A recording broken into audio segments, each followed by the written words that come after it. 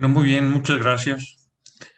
Primero que nada, déjenme agradecer la invitación que me hacen para participar en este Congreso Nacional de Ingeniería Civil en el Perú.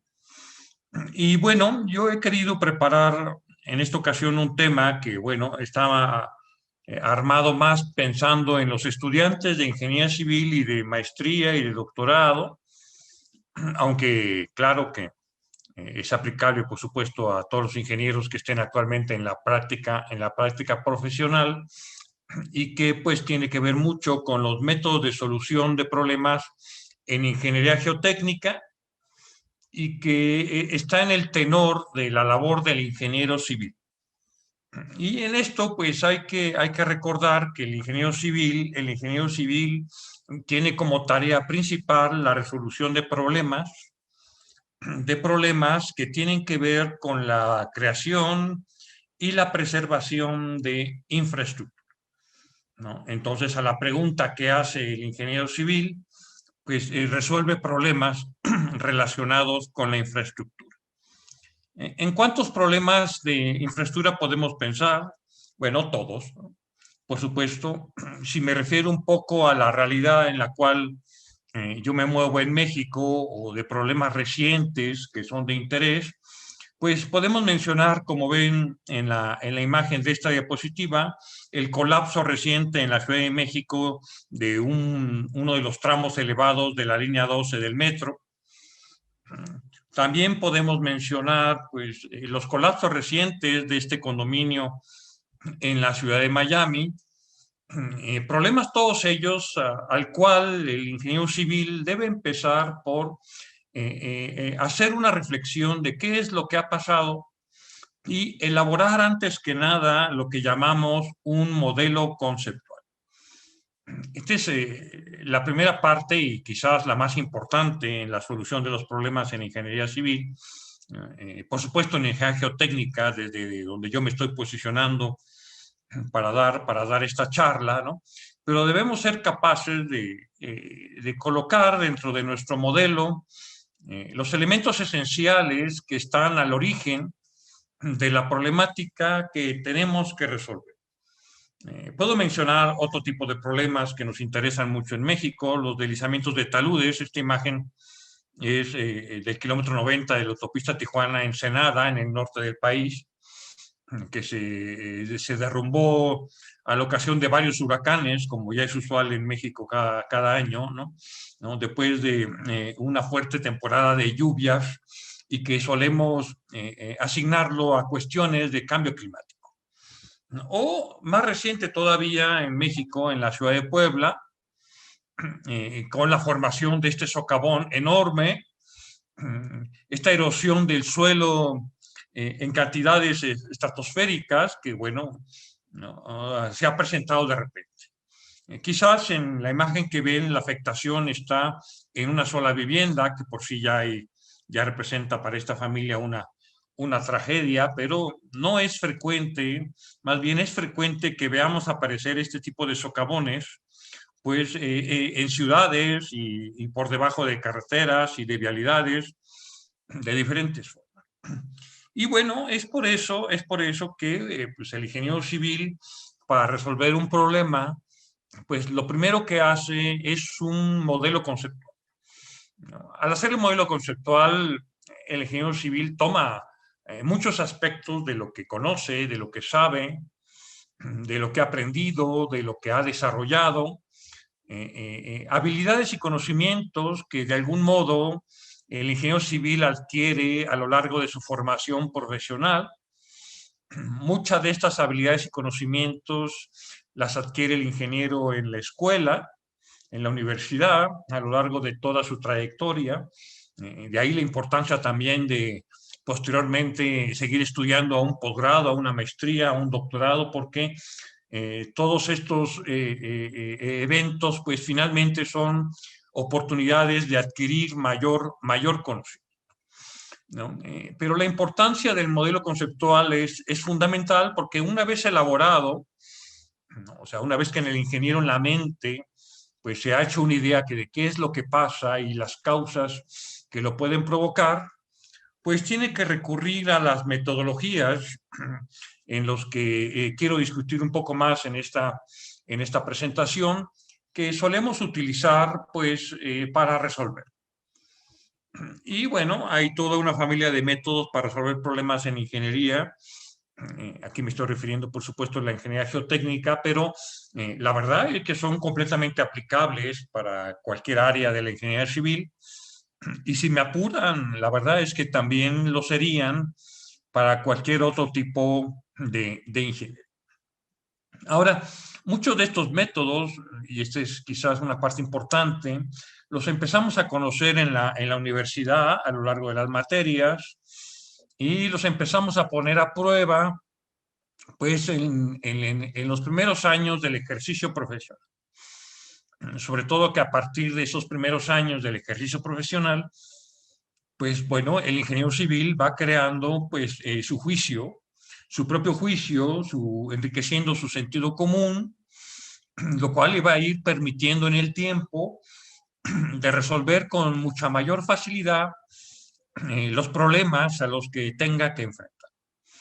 Ahí he nombrado 4 grandes familias de métodos, ¿no? Métodos analíticos, modelos físicos, modelos numéricos, y quizás el cuarto que ha sido muy promovido por el ingeniero Carter Sagi desde la Fundación de la Mecánica de Suelos en los años 20 del siglo pasado, que se ha vuelto esencial en el entendimiento de los problemas en ingeniería geotécnica, pero que la verdad pues, puede formar parte pues, del bagaje de solución de metodologías en ingeniería estructural o en ingeniería hidráulica, o incluso en la construcción y en muchas de las otras áreas tradicionales y ya no tan tradicionales que ahora el ingeniero civil tiene que abordar.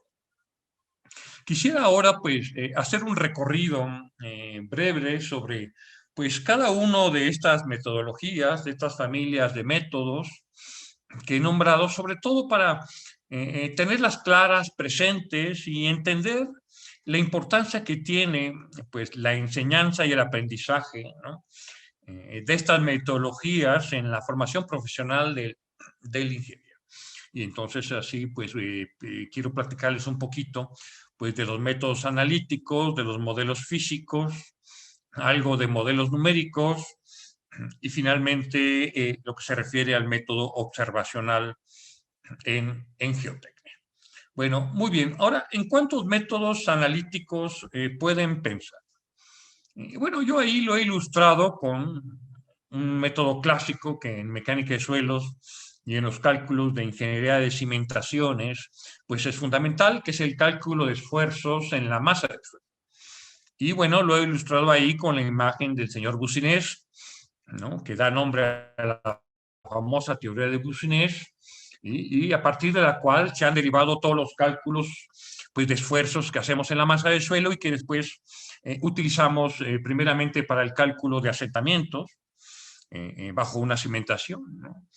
Elásticos o de consolidación primaria, secundaria, o también cuando hacemos una revisión para el caso de suelos colapsables o de suelos expansivos, el tener a la mano una teoría, que en este caso son las teorías derivadas de Boussinesq, que son ecuaciones bien definidas que podemos programar en Excel. Bueno, antes cuando yo estudiaba las podíamos programar sin mayor dificultad en la calculadora o se nos presentaban por medio de ábacos, de gráficos, de tablas, pero que más allá de su forma de presentación representaban una solución exacta una serie de ecuaciones pues, que representaban el problema que queremos resolver. Ahora yo creo que cada vez es más difícil encontrarse con problemas de la realidad, del desarrollo de infraestructura moderno en el cual tengamos soluciones analíticas a la mano que nos puedan ayudar y quizás no tan poderosas como esta teoría de Boussinesq, que la verdad es que pues, todavía hoy en día pues, sigue siendo la base de muchos de estos cálculos. Y bueno, ahí podemos mencionar toda la gama de métodos analíticos que utilizamos con la teoría de consolidación de Terzaghi, algunas teorías para cálculos de consolidación secundaria, ¿no? Pero ya cuando nos queremos meter pues, a problemáticas un poquito más complejas, pues empezamos a tener pues, limitaciones en los métodos analíticos existentes. De hecho, la misma teoría de Boussinesq ya empieza a dejar de ser aplicable cuando nos metemos a un medio estratificado, con un gran número de capas de suelo muy diferentes, de propiedades contrastantes, y en donde además ya no mantienen su espesor a lo largo de todas las dimensiones. O cuando dejan de ser isotrópicos, se vuelven anisotrópicos. Los métodos analíticos pues, tradicionales que solemos aprender, pues resulta que dejan de ser aplicables. Y es ahí cuando recurrimos pues, a otra familia de métodos de solución que es muy importante, como es los métodos de modelación física, los métodos de modelación física que tratan de reconstruir pues, la infraestructura a escala, tratando de repetir pues, aquellas condicionantes que nos permiten tener un modelo que, si bien reducido en tamaño, representa los aspectos esenciales pues, de la física del problema que queremos resolver, ¿no? Ahí en el pequeño video que están viendo, pues es un tanque de simulación de olas, ¿no? En uno de los laboratorios del Instituto Mexicano del Transporte. Es un tanque donde en el fondo, en azul, pues pueden ver, déjenme activar aquí mi puntero, pues el agitador de olas, que puede generar pues olas de frecuencia y de amplitud escala, y pueden ver ahí construido pues lo que representa una zona de muelles, en este caso del puerto de Veracruz, en México. Y pues bueno, con estos modelos podemos estudiar en pequeña escala cuál es, por ejemplo, la reflexión y la reflexión de olas al interior de una zona portuaria, qué altura de olas podemos alcanzar, y después compararlos y complementar el análisis con algún método numérico complementario, ¿no? Otro ejemplo de modelación física que les puedo dar aquí es igual en otros laboratorios de ingeniería portuaria, ¿no? Del Instituto Mexicano del Transporte, es este tanque lineal en donde está colocado pues una estructura de protección costera, una especie de rompeolas, en las cuales también en condiciones de modelación física pues tratamos de estudiar el impacto que el oleaje tiene, ¿no?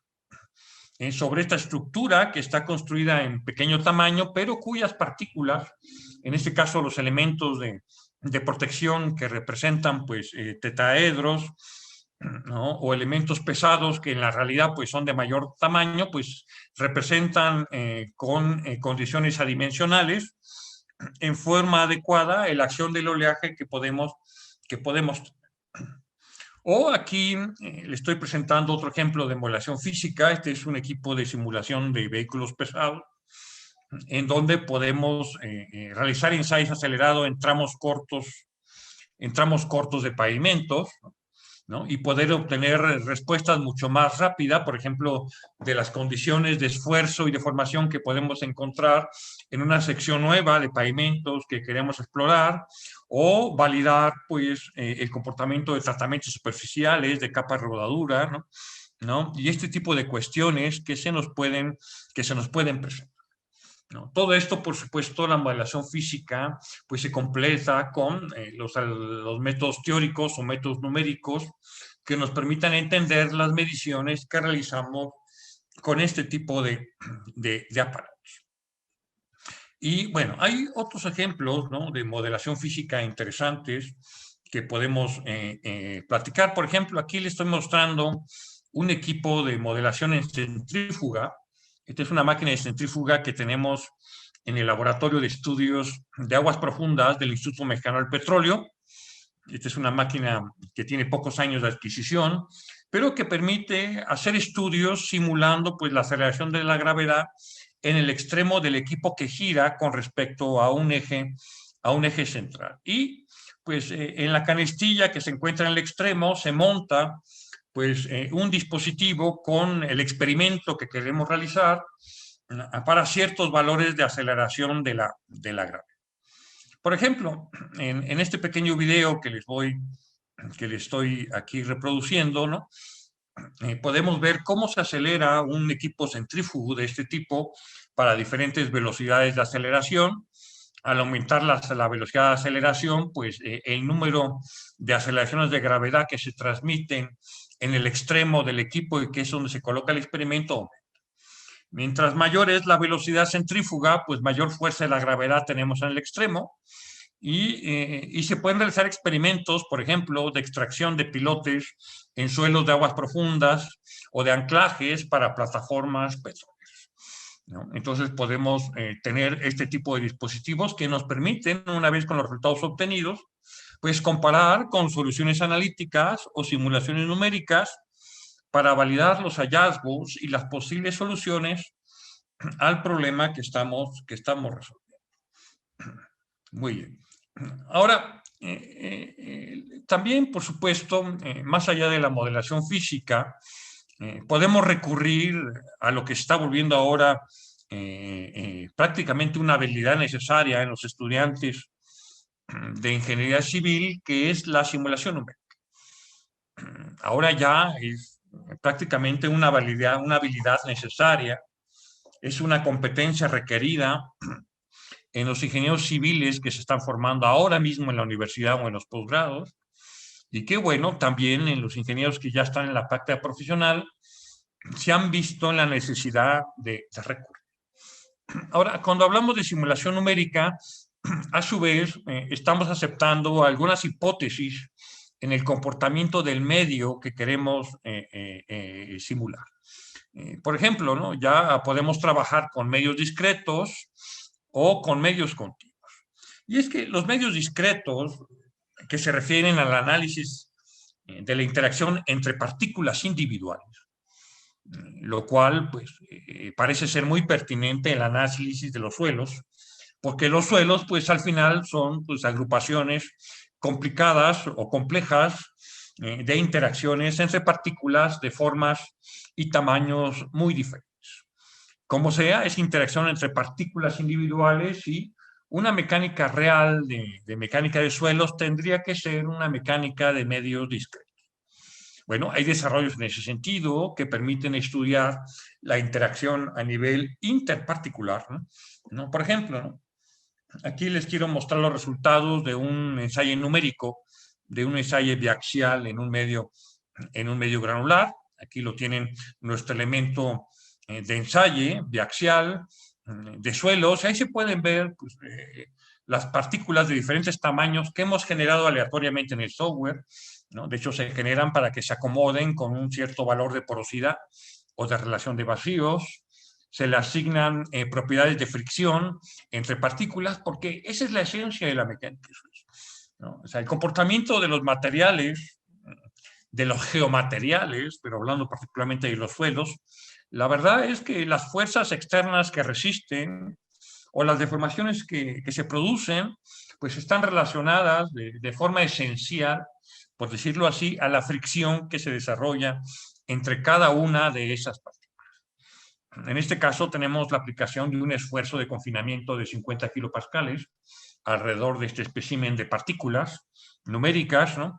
Y como resultado lo pueden ver ustedes con las líneas en color negro un poco más resaltadas, ¿no? Mientras más gruesa es la línea, implica un valor mayor de las fuerzas de contacto que existen en el medio discreto entre las partículas. Entonces, algo que llama la atención siempre cuando se ven imágenes como esta y que corresponden a la realidad de un medio granular o de un suelo, es que los esfuerzos no se distribuyen en forma homogénea y ni siquiera continua entre todos los contactos. Es decir, siempre hay contactos de partículas que tienen un nivel de esfuerzo mayor que otros.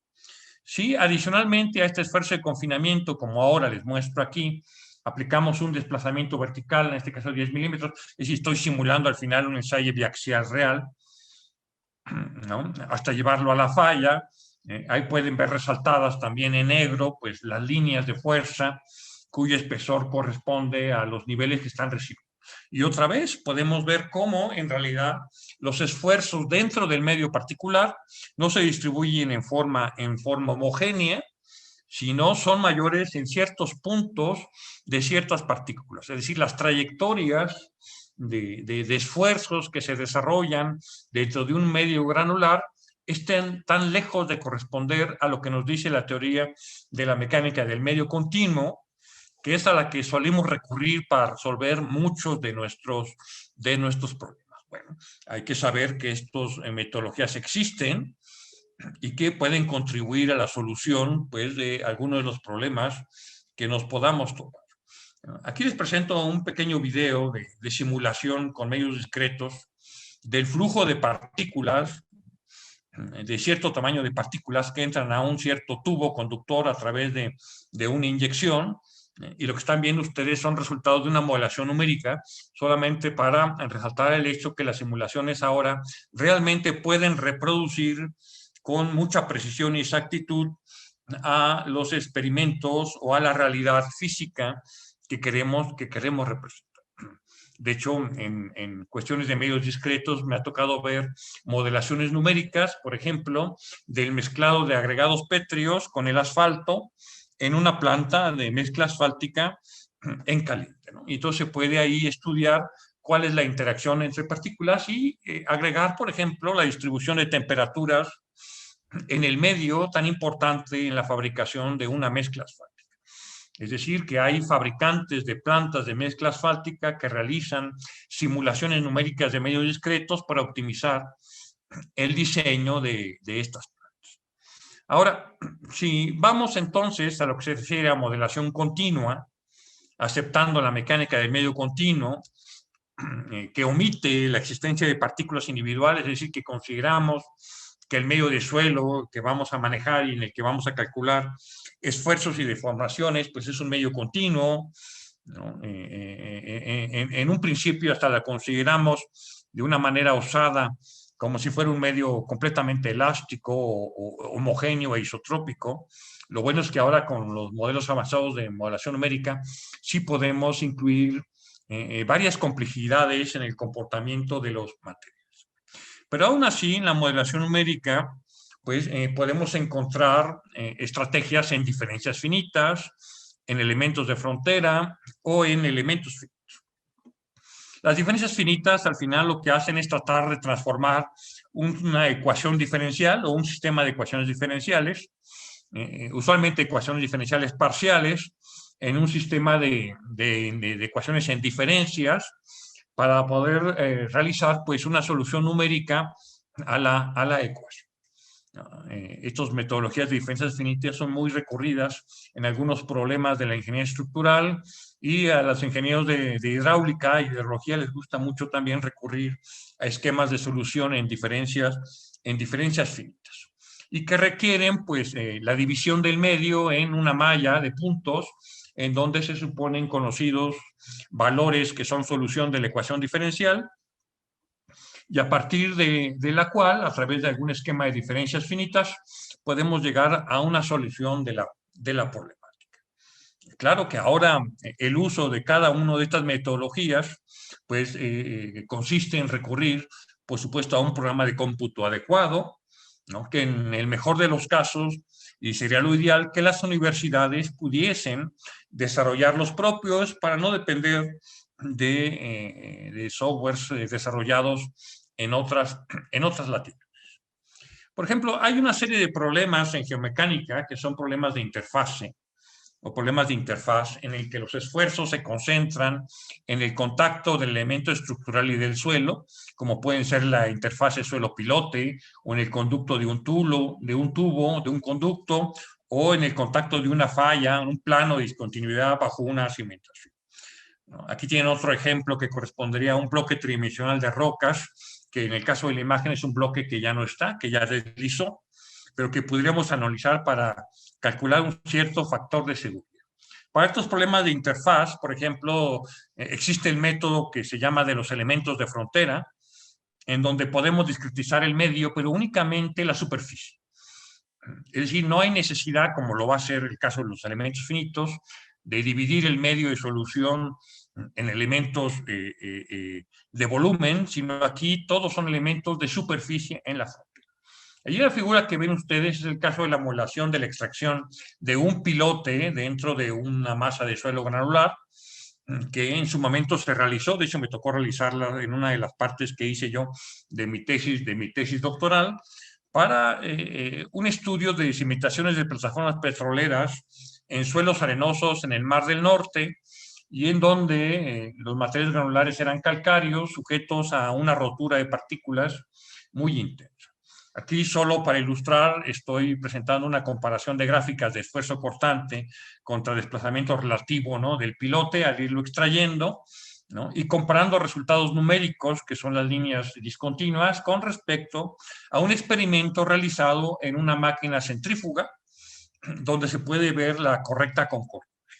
Bueno, a veces se requiere recurrir a una combinación y uso simultáneo de varias metodologías, en este caso el método de los elementos de frontera, junto con los métodos de simulación física, en este caso con el uso de la máquina centrífuga. Por supuesto, aparece el método de los elementos finitos. El método de los elementos finitos, pues es un método numérico, ¿no? Que sirve para resolver sistemas de ecuaciones diferenciales parciales de condiciones en frontera. Eso es lo que es, ¿no?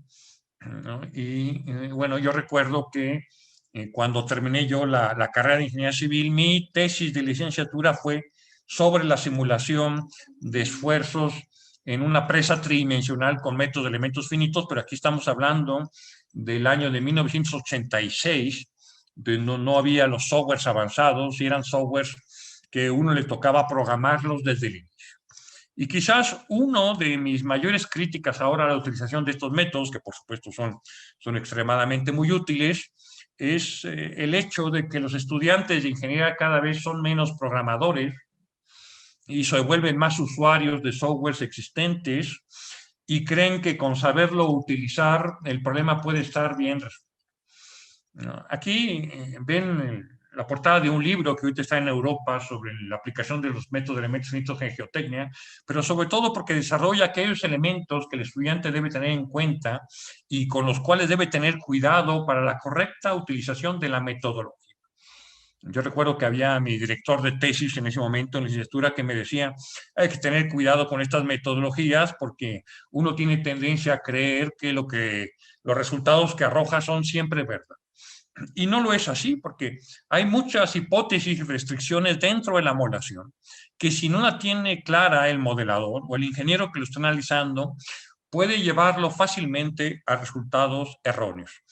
Como decía otro profesor mío, pues uno tiende a creer que es verdad porque los resultados se ven a colores y muy bonitos.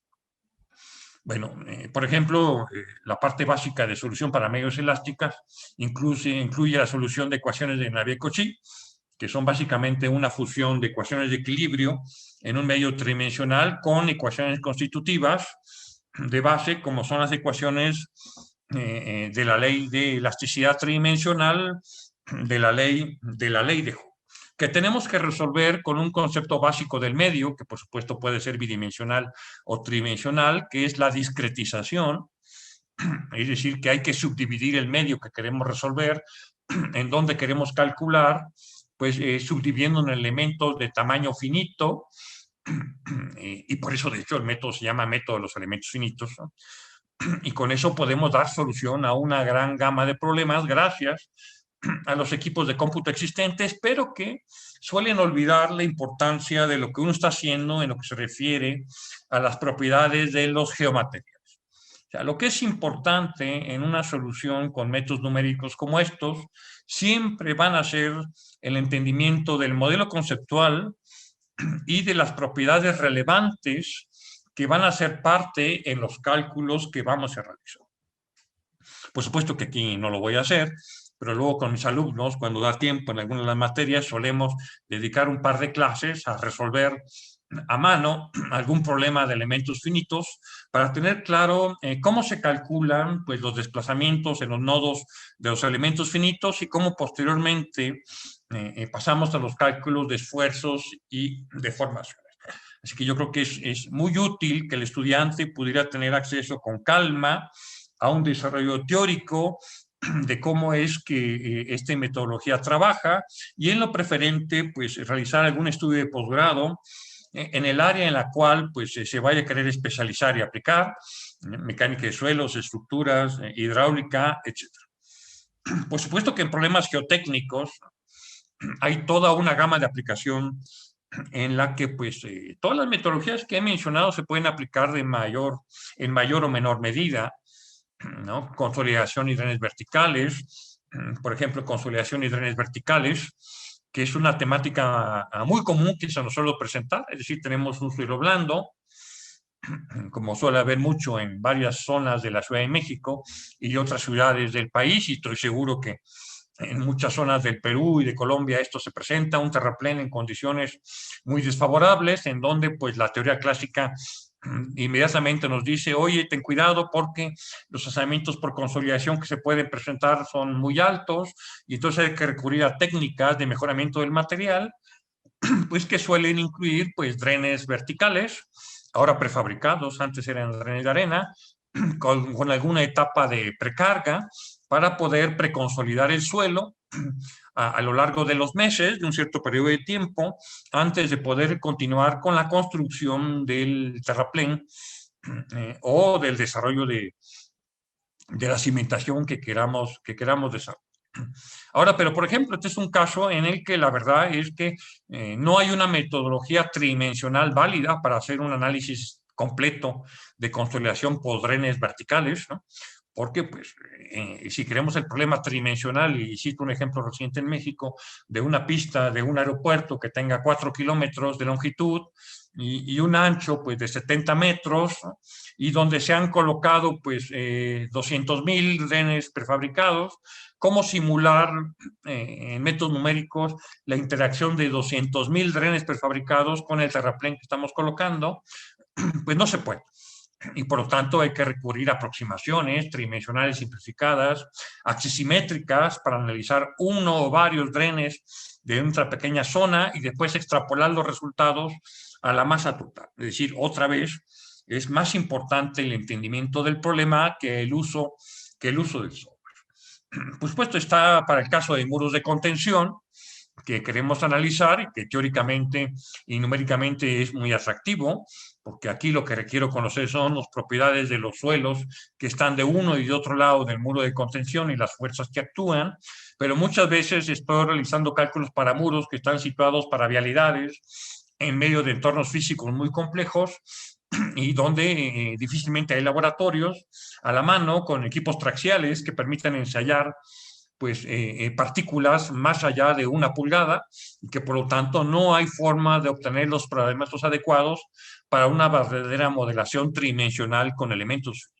Ahí quizás conviene reducirse a una simulación bidimensional y con alguno de los usos de los métodos clásicos de empuje de tierra. Y algo similar se puede decir para los análisis de estabilidad de taludes en 2D o en 3D, porque ahora con estas metodologías suele diseñarse los cálculos clásicos con el método de Fellenius, algún método clásico de Dovelas, ¿no?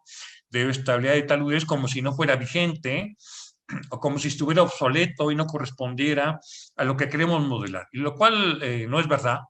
La verdad es que luego suele uno ver más errores en las modelaciones numéricas que se hacen con elementos finitos simplemente por un desconocimiento de la física y de las propiedades de los materiales correctos que se deben considerar para un cálculo de factores de seguridad.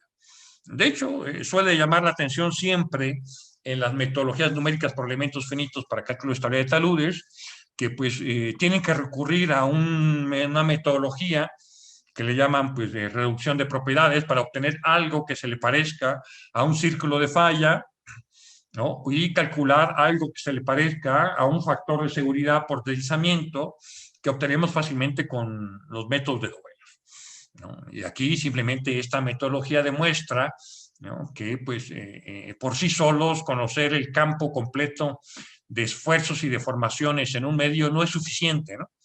Hay que entender la problemática. Otra vez me regreso a la esencia de la solución de problemas de ingeniería, que es el modelo conceptual y el entendimiento de las causas que están atrás de la solución. No se diga en el caso de flujo de presas, del flujo de agua, que efectivamente podemos modelar pues, las líneas de potencial, las líneas de flujo que pueden ocurrir a lo largo de la presa, pero para la cual necesitamos conocer con precisión pues, los valores de permeabilidad de todos los materiales ahí presentes, La permeabilidad es uno de los parámetros más difíciles de conocer con precisión en mecánica de suelos, dadas las variaciones en términos de órdenes de magnitud. Y ya no se diga si queremos una interacción hidromecánica con las cargas y los niveles de esfuerzos que ahí actúan en condiciones, por ejemplo, sobre todo de llenado o de vaciado del embalse que ahí existe. Para una estabilidad de salud 3D, de hecho, cuando uno aprende a manejar los nuevos programas de cómputo, que, bueno, cada uno tiene los favoritos para cuestiones de elementos finitos, ¿no? Pues pasa uno más tiempo creando la geometría tridimensional e importando archivos CAD para generar algo que incorporando los valores de propiedades de materiales que en muchas ocasiones pues están obtenidos pues en condiciones de sondeos muy limitadas. Problemas de capacidad de carga, ya no se diga problemas de interacción suelo-estructura, que quizás aquí es una de las cuestiones donde más interesante se ve el uso de los elementos finitos, sobre todo para que pues, los estructuristas no se conformen con una interacción en la que supongan que el suelo es rígido y que se puede suponer con únicamente elementos elásticos con resortes en rotación o no, ¿no? Para la simulación de la interacción sin considerar una real interacción. Finalmente está el método observacional, que de algún modo lo que trata es de incorporar todo lo demás con la instrumentación. Es decir, yo tengo que colocar para validar la solución que hemos diseñado, tenemos que conocer y medir los valores de las variables clave que están involucradas en el problema. Ahí en el recuadro de la imagen es una presa de jales, de estas que se construyen con residuos mineros y que están dando muchos dolores de cabeza en muchos proyectos en varios países, y en los cuales pues tenemos que estar instrumentando con inclinómetros, con sensores de deformación, con celdas de carga, con un gran número, ¿no? Con piezómetros, por supuesto, de aparatos, para poder irle siguiendo la pista a los cálculos que hicimos previamente con alguna de las metodologías que les acabo de mostrar. Todas estas requieren un estudio aplicado, serio, concienzudo por parte del ingeniero y, por supuesto, por parte de los estudiantes de licenciatura y de posgrado. Quiero dar unas conclusiones finales y un comentario o recomendación, ¿no? Mi primera conclusión, es que pues, el ingeniero civil tiene que resolver problemas relacionados con la creación y preservación de la infraestructura que la sociedad requiere. Es decir, esta conclusión 1 define un poco lo que es la labor del ingeniero civil. El ingeniero civil debe tener la capacidad de crear un modelo conceptual del problema a resolver. Aquí requiere pues una serie de habilidades que no necesariamente en la escuela las pueden obtener, pero sí se pueden desarrollar en la práctica, sobre todo la capacidad para simplificar la realidad, porque muchas de las soluciones que realizamos pues necesitan una simplificación de la realidad para poder encontrar cuál es la teoría más adecuada dentro de los métodos de solución como los que yo les he platicado. Por supuesto, el ingeniero civil debe saber elegir y utilizar las técnicas y teorías y metodologías necesarias a la solución, ¿no? Mucho de esto es verdad que sí se aprende en la universidad, a nivel de licenciatura, posgrado, en maestría, en doctorado, ¿no? El autoestudio, por supuesto, y ayuda, pero conviene mucho contrastarla con la experiencia de los ingenieros que hayan pues, participado en la solución de problemas con anterioridad. Y finalmente, pues no hay que olvidar que más allá de lo que el ingeniero civil ahora se le exige saber, o sea, de todas las competencias y habilidades que requiere, y de que algunas las aprenderá en la universidad y otras a lo largo de la práctica, como es el juicio profesional o la capacidad de optimizar un problema, ¿no? O de especificar adecuadamente la mejor solución. Lo que no deben olvidar nunca es que antes que ser ingenieros son seres humanos, que deben ser íntegros y que deben ser integrales. Sin esta parte, difícilmente lograremos tener pues los ingenieros civiles que en México y en el Perú, y estoy seguro que en la sociedad en general, requerimos con premura para la creación y preservación de la infraestructura. Y bueno, hasta aquí la presentación que tengo preparada para ustedes sobre métodos de solución de problemas en ingeniería geotécnica, esperando que haya sido de su interés y bueno, ¿no? Les agradezco mucho la invitación.